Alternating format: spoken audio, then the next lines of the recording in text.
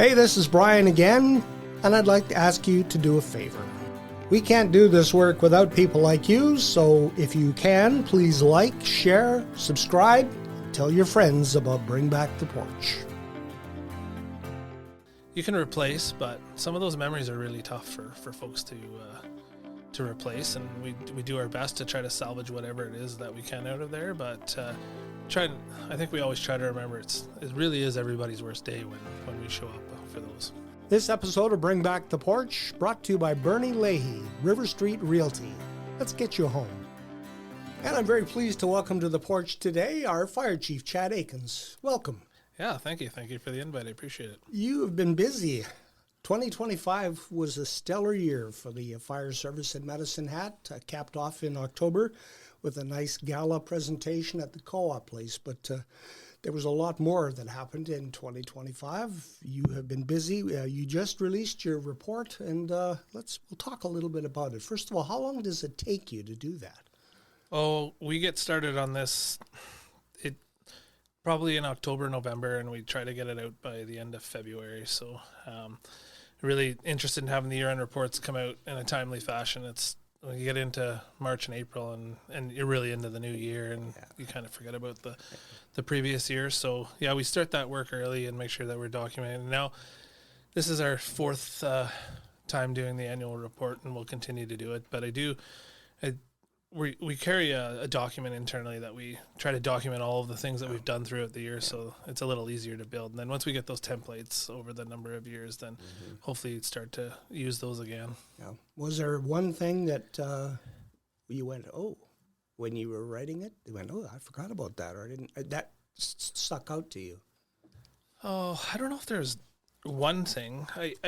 I'm always happy to see, and I think we've really put a lot of work into our community safety branch, and I think that's really the future of the fire service. And that's not to take away from any rest of the service at all, but the more work that we can do on the front end to prevent fires will certainly save us on the back end when we're out responding to emergencies. So we hired a fire life safety educator, which I know you're aware of, and Kelly Ireland, and she's done just a fantastic job in a part of the community safety branch, and with the support of the other prevention officers in there, has really driven our public education a lot further than we've been in a number of years, for sure. Yeah, I think the awareness of the work that the fire service does was also raised in the past year, and you were just alluding to how your social media has grown and sort of like blows the mind. Yeah, as you'll see in the report, but I think Facebook has grown about 320%, and our Instagram following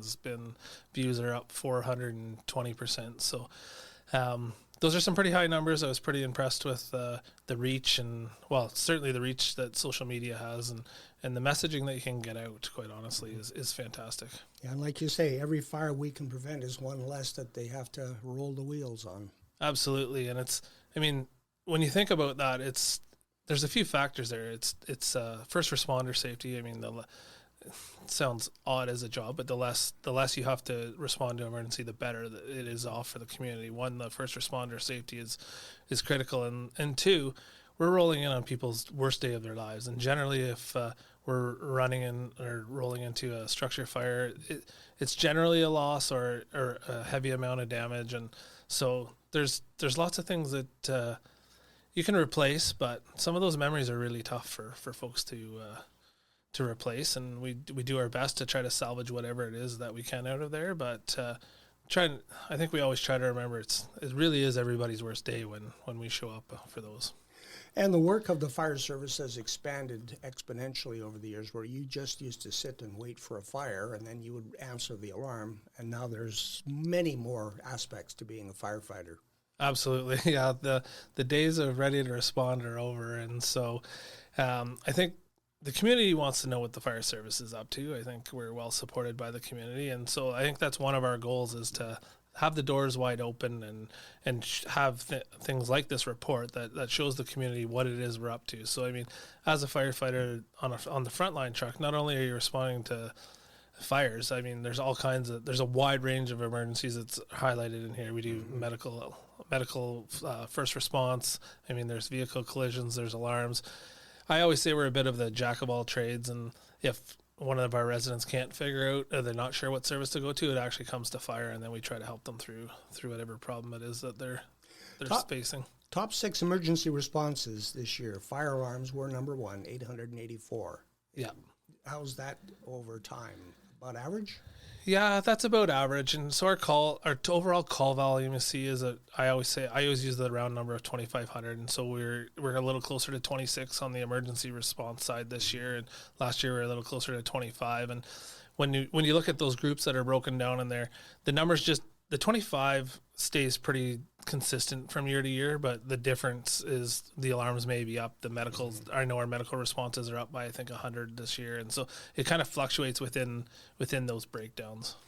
The problem with false alarms, has that gotten better over the years as more education has gone out about making sure that your systems are maintained? Yeah, absolutely. And with the fire alarm bylaw and registering them. And so it has certainly gotten better. But I mean, that's what we're here for. I mean, accidents happen, and we still go to a lot of cooking events, and it happens. It's kind of one of my favorite things is actually going to the elementary schools and being able to participate with the kids, and you'll always guaranteed to hear a story about, well, yeah, we've seen you. My mom burned dinner, and there's no secrets there, and so that's always one of my favorite things. But to draw it back, we do actually go to a number of those, but it has gotten better, and they're quick to cancel, but I will say that we have an internal policy where if we have an alarm come in and we've already left the station, that we will continue to roll to make sure that the resident is okay, and if there's anything else that we can help them with. Okay. Number 2 was medical first response. That has become a major part of what your service does. Absolutely, yeah. So we support emergency health services now, is what it's called, EHS, and formerly AHS, but we run calls, the most critical type calls for them, so CPR or any of those. So they grade their calls from Alpha to Echo, and we run the Delta Echo calls for them. And then if they're in a code red, then we certainly support them, and we'll do any of those level of calls. But we think that's the right level of service for the community. And certainly I know if my family member was in need, I would want whoever could be there first to certainly help and do some intervention. So that's really the thought process behind that. And we've been able to get out and make a difference in the community. And the top 6 right in the middle is motor vehicle collisions, number 3, 271. Yep. Those will always be. And so, I get asked the question all the time during the bad weather, do you get lots of motor vehicle accidents? And I would say, quite honestly, we don't. Like, it's actually the days that you would never think that clear blue sky, dry pavement. There's no particular reason for it, but that's when they tend to happen. And so, yeah, our folks are there certainly to help and extricate if needed. And so, I think it's another service that really drives the level of service higher in this community, and we're happy to help. Hazmat is another one that caught me by surprise. 211 calls for some of them may be related to motor vehicles with the gas and the fuel. Correct. And so in the fire service, when you think about hazmat and the way we classify it, almost every call we go on could really be classified as a hazmat call because there's something involved. And to your point, particularly motor vehicle accidents when oil and fluids are down, and that's generally where those numbers are going to come from, because on a fluid cleanup after a traffic accident, then that would be classified as a hazmat call. So it's not what maybe people think when they see the Chicago fires of the world, where, I mean, don't get me wrong, we have the odd call, but that's certainly not in that 200 range. Yeah. So, but yeah, you've hit the nail on the head with that for sure. Okay. The top 5 collision intersections also included in your report, and it's interesting to note that 4 of the 5 involve Trans-Canada Highway. I guess that's because that's where most of the traffic is. Number 1, though, 13th Avenue Southeast in the Trans-Canada Highway is like the number 1 collision place. Yeah, which is a quick response for us at a station too. It's a left turn. But it is truly amazing, and maybe back to your first question about what surprised me, because I didn't know all of these details until we pull all the data. But yeah, it is really interesting to see that all of those intersections are along the Trans-Canada. But I mean, quite honestly, my office is at Station 2 there. So when I look out my office window, I actually get to see a number of them because it's right there. Yeah. So that one wasn't totally surprising to me, but Yeah, these are some of the things that we're trying to include in the reports for folks to, they're kind of neat to know and interesting facts for the community to understand where maybe some of those busier pinch points are and things to look out for. Just have it in your mind when you're traveling. Okay, Yeah. I'm coming into an area where there's high collision risk, and maybe pay a little more attention. Absolutely. You also started in 2025, continued your community engagement with the First Responder Academy, looking to the future to develop people to serve. How's that going? Yeah, it's good. So that was in conjunction with the Catholic School Board, and so Mesnat Police Service is also a part of that. And so they started out of the chute, I'll say, a little bit ahead of us, and they have all the programming for the semester 1 students. And so we've worked with the Catholic School Board to support this. And what we really want to do is just shed a light. I want to be clear. The goal isn't to have high school students come out as firefighters at the end of this. And so what we really want to do is shed a light on the industry as a whole. And so we're certainly a willing participant, as we have all of our different branches within fire services, including 911 communications. So we thought it was a great opportunity to highlight it as a whole to the students and be able to show them what exists. When people think about fire services, I think they tend to think about just front line, the big red truck holding the hose, and there's so much more than that makes a fire service. I mean, we have fire prevention officers, we have training officers, logistic training officers, we have 911 communicators. So there's just such a life safety educator. Like, there's just such a wide range of work within the fire service. I think that was one of our real drivers to partner in here and be able to show what it is that the service does as a whole, and then hopefully perk some of these young folks' interests, and maybe in the future they want to become a part of some part of our service, and that doesn't always have to be the front line. But yeah, I think somewhere I saw too that part of this First Responder Academy, there's a high school course that is forensics, which so that is separate from the academy itself. That is so our community safety branch, the prevention officers teach that as a separate piece to that, but they do go in and do some of that forensic work.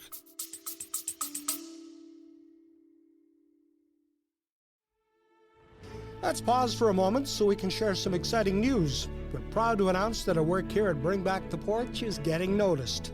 From October to the end of January, our videos and reels viewed more than 1 million times. Some of those viewers could be your customers, so sponsoring Bring Back the Porch is a great way to get your message in front of them too. If you'd like to support our work here at Bring Back the Porch, we ask you to go to our website at bringbacktheporch.com and follow the links. Thank you for your support.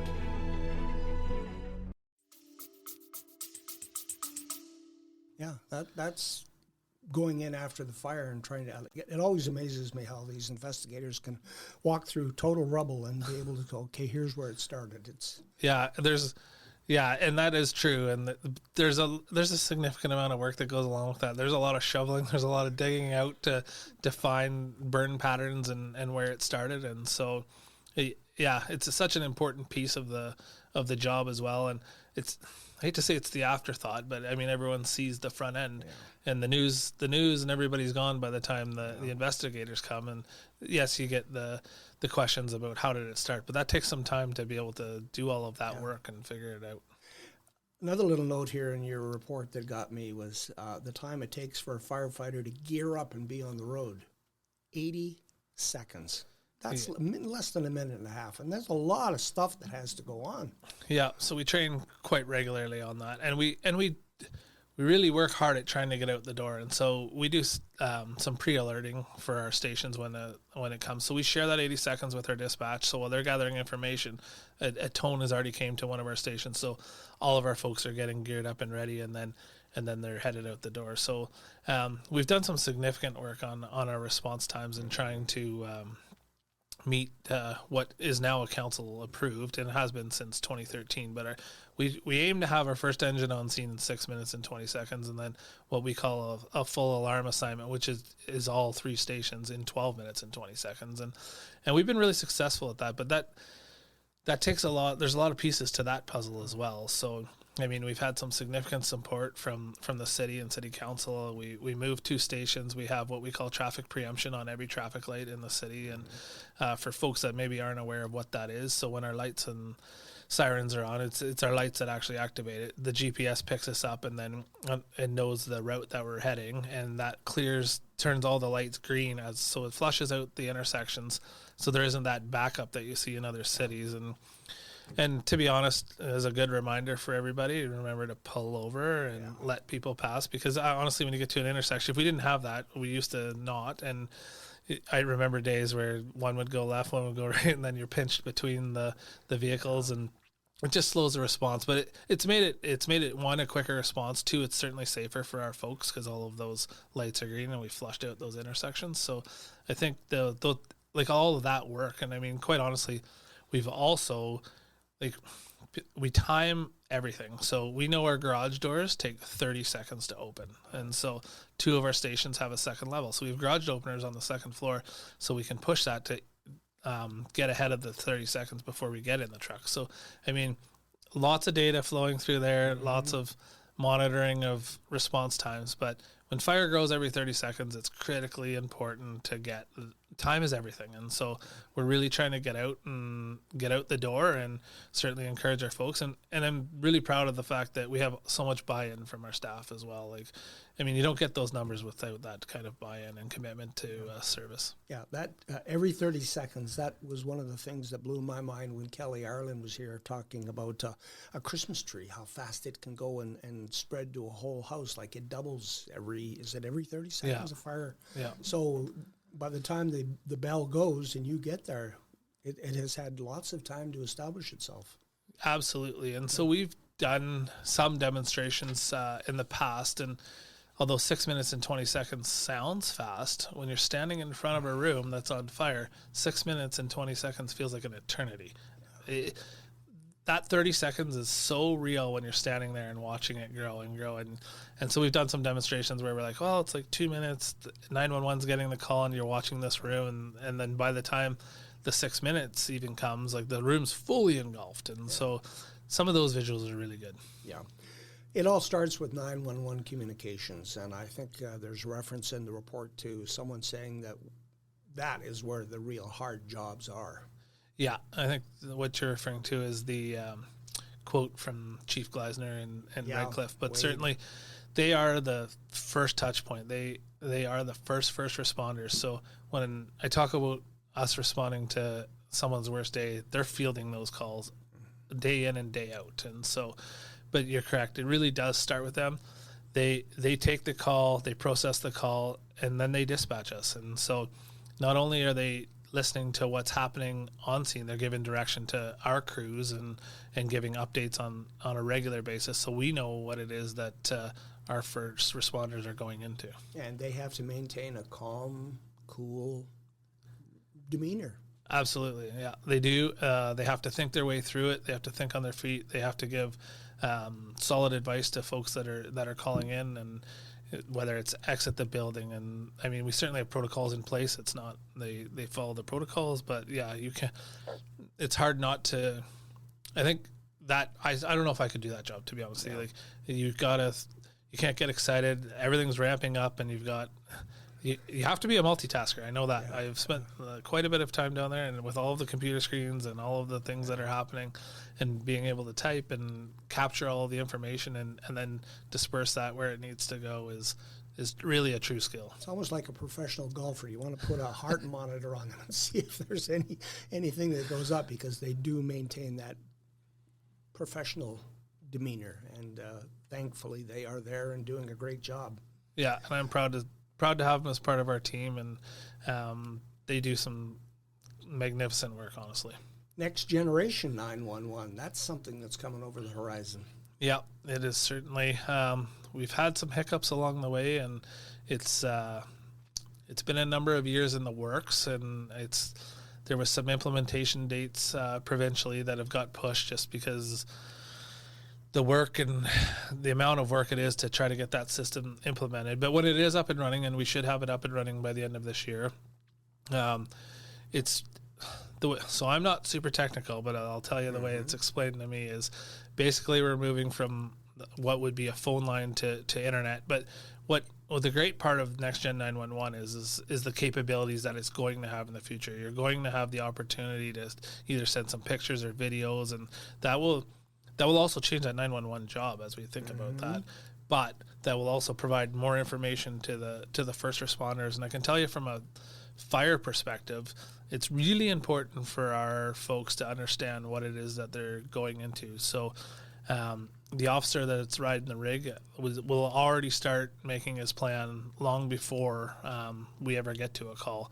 So understanding and being able to visualize and see what it is that you're going into. And if you think about that from a structure point of view, whether it's a strip mall, commercial, residential, have we got 1 floor, 2 floors, how many exits? Like, those are the things that our folks are thinking about constantly as we're rolling into these. And how many people are there that might be at risk.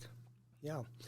The PEACE, the Proactive Engagement and Community Enhancement Team, is another arm that you've become involved with, and that involves, I guess, working with the people who are unhoused, who are on the street. Yeah, so we do that work once a week, and we do that in partnership with Medicine Hat Police Service, which is generally and by law. So we get out and we visit these encampments, and we try to support these folks, and we're certainly there for the fire perspective and giving the education on fire safety. And as you've seen in the report, I mean, certainly it's a challenge in our community with what's happening, and the outdoor fires certainly are a concern, and with winters like this will certainly be a bigger concern as we move into spring if we don't see a bunch of moisture. And so, but really our work there is, to go out and educate those folks, show them the compassion that we think that they need, and be able to educate them and talk about fire safety, but also point them in the right direction for the services that are available in the city. Yeah. Some people may not be aware of what the dangers are in an encampment. I mean, sometimes, you might start a fire that'll catch on to the hillside or something like that, but a lot of them with propane bottles and things like that, that's the hazard. Yeah, absolutely. You don't, well, to be honest with you, you don't really know what you're walking into in some of those situations either. Yeah, these folks are gathering, like you said, propane tanks, multiple different things from multiple different areas, and then trying to put it, some of the things that are not meant to be together are together, and in a small space, and so it's really, I mean, the fires are one thing, and whether they light a field on fire or whatever, but their own safety is really key there as well. So we're really trying to educate them on fire safety as a whole and how to protect themselves as well. So. Okay. I noticed in the report, too, that you added another chaplain this year. Have 2 chaplains to meet the mental health and wellness needs of the members. Yeah. So our chaplains are such a key role, and I can't speak highly enough about them. And so we've had one chaplain for, I think it's about 13 years, and he's just done a phenomenal job. But I can tell you, through those years, it's easy to watch when you don't have a redundancy plan in place, and when you don't have someone else to support the person that's supporting everybody. And so the chaplains they certainly support our staff internally, but one of their key jobs is to actually support our residents. So they are on call, and we call them out to major incidents, or even residential structure fires. So if somebody's lost everything, we call our chaplain in, and they come and work with that family, and then they have a bunch of support services and directions that they can really help and support our residents. So it's really twofold. They do a lot of work internally with our folks and their families, and then externally they're doing all kinds for our residents. And to be honest, those two, I can't speak highly enough. They do such a tremendous job, and they just do more than, I don't even know how to explain the work that they do. They're called a chaplain. They're a bit of everything for different people, certainly in the service too, because I think our folks certainly see traumatic things, do that work, but I mean, they also have a life outside of work where everyone runs into complications. So those folks do the work of many. Yeah, and we're thankful that they're there. Absolutely. Another program that I had not heard of before is After the Fire program. How does that work? Yeah, so after the fire program is a program when we have a house fire in a certain area, then we try to get out within the next couple of weeks, and actually we go door to door, and I like participating in this as well, so I try to get it as much as possible. But we get out door to door and we give out fire safety education. So if you had a fire down the street from you, people tend to get fairly nervous about how did it start, and we try to educate them on, if we can, how it started, what happened, things to look out for in your own home. And so we do home inspections as well. So we certainly offer that while we're out in that setting. And then we'll go in and check your smoke detectors. And we always try to remind folks to make sure that you have working smoke detectors. And you know what, that it seems to be really well accepted, honestly, by the residents. I think they're really appreciative in that. And you really want to hit the area that's close to where it happened. And some of these communities are fairly close. And so I think it's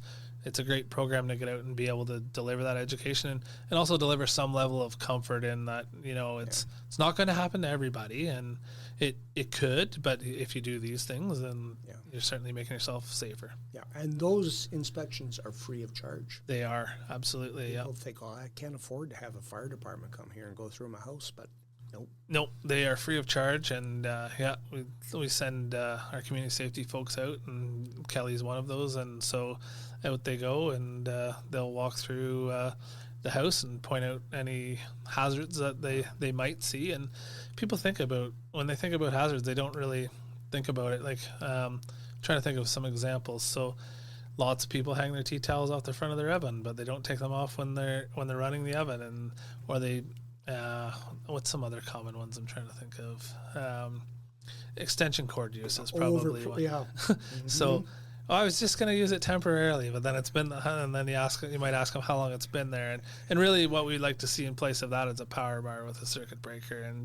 I mean, different situations, and I think people are well intentioned, but like all of us, I think you start someplace and you kind of think, I'll do it tomorrow. This is where it ended. Yeah. The top 5 causes of fires were also included in your report, and number 1 kind of raised my eyebrows was arson. Yeah, that has raised a few eyebrows. So I've had the opportunity to present this report to Admin Committee, Public Services, and it's going to Council here on March 2nd. But so the arson one is interesting, and I want to assure everybody there isn't an arsonist running around town. But yes, calm down. I would say that a lot of it has to do with the opioid crisis that we're facing and some of the unhoused, and so some of that gets put in the arson because that's where it fits. And so I do want to assure everyone, like, although it does appear as number 1, and that is true, there is just some different factors that are leading to that one. Careless smoking was another one that still gets my mind blown, because like you're holding something that can start a fire and you just flick it away or whatever, or put it into your planter. And so careless smoking is, I don't know if that'll ever go away, to be honest with you, but it's certainly always up there. And again, I think people are well intentioned and probably don't think about it at the time, but your planter example is one we see just regularly, quite honestly. The weather gets nicer, the smokers might have a smoke, and then they put it in the planter, and then they leave, and then they come back on the side of their house is on fire. And what happened? Yeah. Well, you got peat moss in there, very flammable. Yeah, so I would certainly recommend getting the proper container and the proper disposal, and smoking candles, those kinds of things. Like, you got to be aware there's an open flame, and there's lots of things that can happen. Yeah. And the lithium ion batteries, Kelly Ireland, when she visited, she had some graphic examples of how things have gone wrong with lithium ion batteries.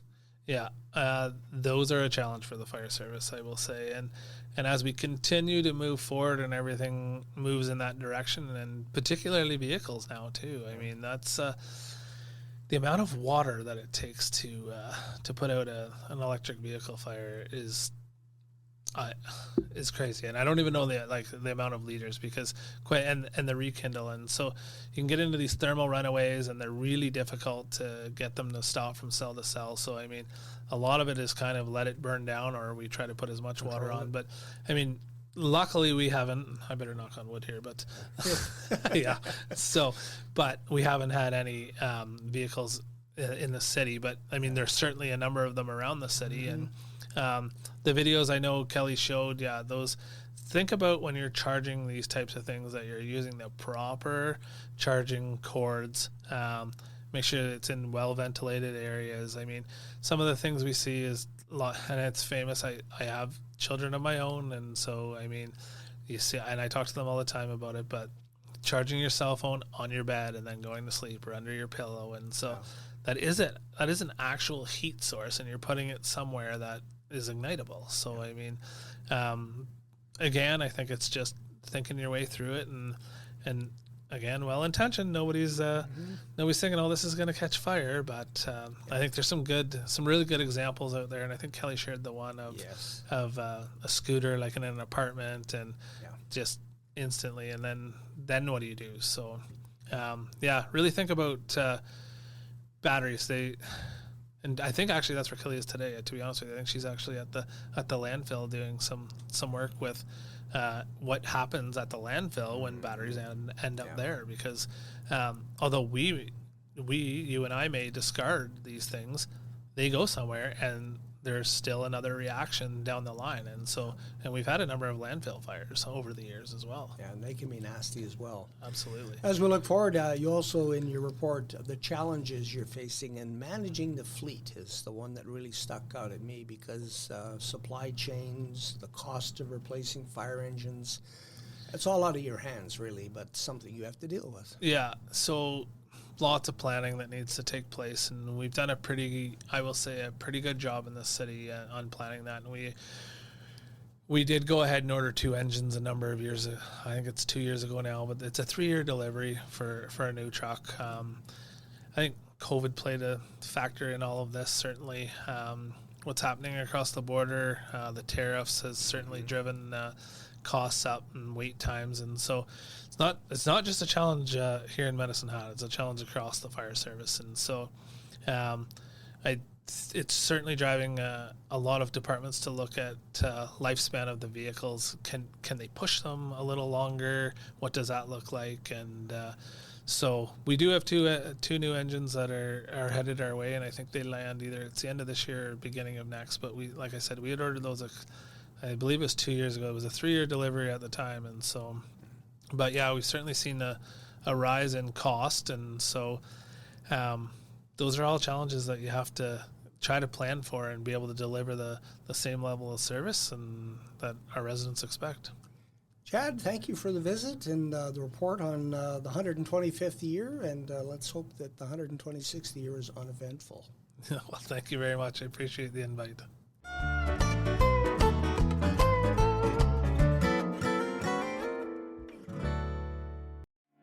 Hey, this is Brian again, and I'd like to ask you to do a favor. We can't do this work without people like you, so if you can, please like, share, subscribe, and tell your friends about Bring Back the Porch.